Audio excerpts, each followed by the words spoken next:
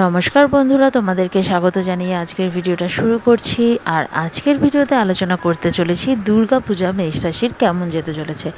মোটামুটি কিন্তু 15ই সেপ্টেম্বরের পর থেকে মেষ রাশির জাতক জাতিকাদের কেমন দিন যাবে, অর্থাৎ দুর্গাপূজাটা তাদের কীরকম যাবে, কেমন সময়ের মধ্যে দিয়ে তারা যাবে, সেটি কিন্তু এই ভিডিওতে আলোচনা করব।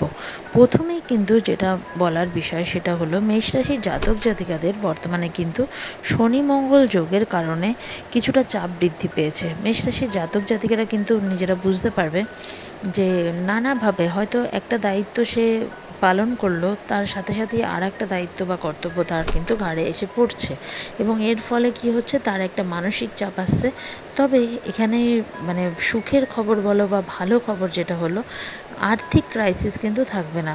তার হয়তো দায়িত্ববোধ বা দায়িত্বগুলো পূরণ করার জন্য প্রচুর অর্থের প্রয়োজন হতে পারে, তবে যে দায়িত্বই আসুক সেই দায়িত্বতে যা অর্থ দরকার সেটা কিন্তু অ্যারেঞ্জ হয়ে যাবে, সেটার জন্য কিন্তু ভাবতে হবে না। কিন্তু এই যে একটা দায়িত্ব এসে পড়ার ফলে প্রথমেই সেই চিন্তাটা আসবে যে এটা কীভাবে কী করবে, তবে দেখবে একদম আলটিমেট কিন্তু শেষমেশ সেই দায়িত্ব পূরণের জন্য যা আর্থিক যোগান দরকার সেটা কিন্তু হয়ে যাবে।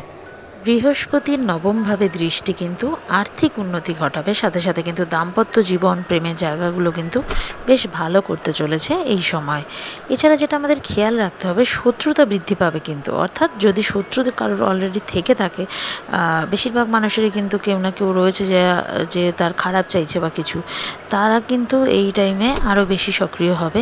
তো সেই কারণে নিজের উন্নতি নিজের মধ্যে রাখাই ভালো, অর্থাৎ নিজের যা রয়েছে সেটাকে খুব লোক দেখানো বা নতুন কিছু গয়না জমি জায়গা বাড়ি কিছু কিনলে সেটা খুব সবাইকে জানানো এই টাইমে কিন্তু ঠিক হবে না। কিছুদিন পরে জানানো বা কিছুদিন পরে দেখানো কিন্তু সব থেকে ভালো হবে, কারণ এই টাইমে কিন্তু কেতুর অবস্থান শত্রুতা বৃদ্ধি করবে, এবং এর ফলে কিন্তু নজর লেগে যাওয়ার যে সমস্যাটা, যেটা কিনা অনেকের থেকে থাকে, সেইটা কিন্তু মেষরাশি জাতক জাতিকাদের বৃদ্ধি পাবে।